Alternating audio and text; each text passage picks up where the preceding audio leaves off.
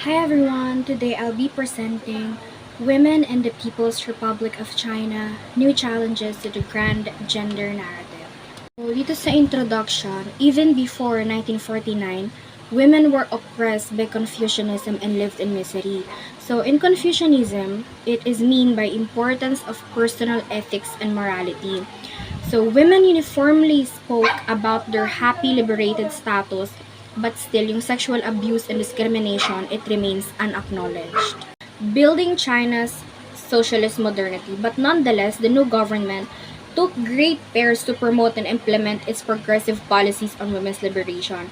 We have the marriage law, also known as divorce law, in 1950. It is the right of women to initiate divorce proceedings. And sa sobrang successful nun, tinawag nila itong divorce law. And the electoral law of 1953 is the right of women to enjoy the same electoral rights as the men.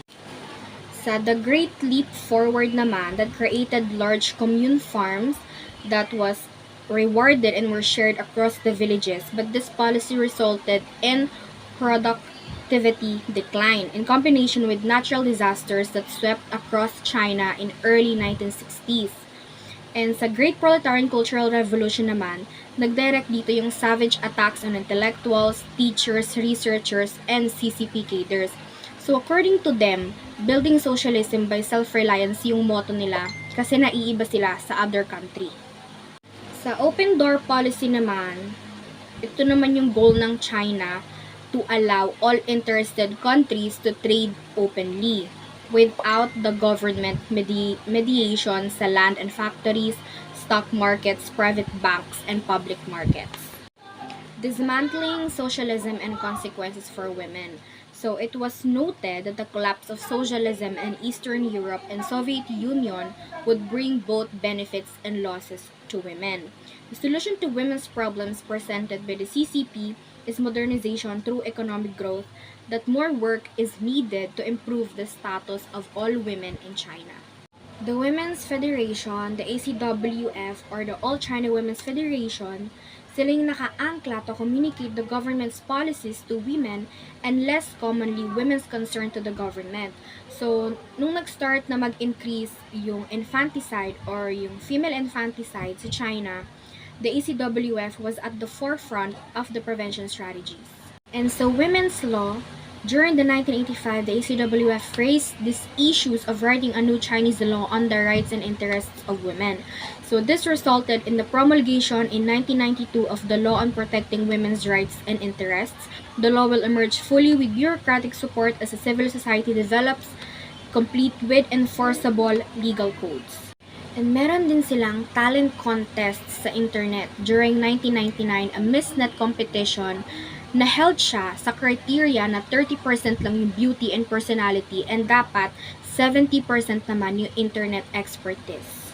They have the so-called highest ruling body in the party structure, which is the Politburo or the Standing Committee. And meanwhile naman, 3 women naman ang members doon sa party structure na nasabi. Problems for paid employment. So according sa mga employer, ino-argue nila na women are weaker than men, kaya hindi sila masyado nag-hire ng women. And to that, yung mga labor-intensive and low-paid agricultural work ay nagiging feminized na. Meanwhile, yung mga men ay pupunta sa city to work on more high-paying jobs. So, in women and population control, one-child family policy. So, sa fertility control na to is regarded as a key national development responsibility, and women carry the most burden for ensuring that this national development is reached. Dahil over 83% of couples uses contraception. This targets for population control the reason for such high use of contraception. And according to them, pag nagkaanak, 1 is good, 2 is alright, 3 is too many. By the mid-1980s, dumarami na yung reports ng late abortions, forced abortions, and forced sterilization. And to that, it causes a dramatic drop on the number of girls born or reported in 1986. Dahil sa China before, ang mga daughters that are born ay unwanted unlike sa boys. Such unregistered daughters are non-persons within the highly bureaucratized Chinese state. So before, laganap na rin yung mga women that were illiterate in China. And because of that, nagkaroon sila ng drive, which is yung nationwide illiteracy drive, kung saan ang 1.6 million illiterate women learn to read and write. And there is also evidence that girls face greater difficulties gaining access to schooling than boys. Dahil sa countryside, mostly ang mga bata na nagtatrabaho and mostly sa kanila ay girls. And some argue that the link between work and independence is oversimplified and simply locks women into the double burden of paid work and housework. But the ACWF actively opposed to this, maintaining economic independence was fundamental to women's liberation.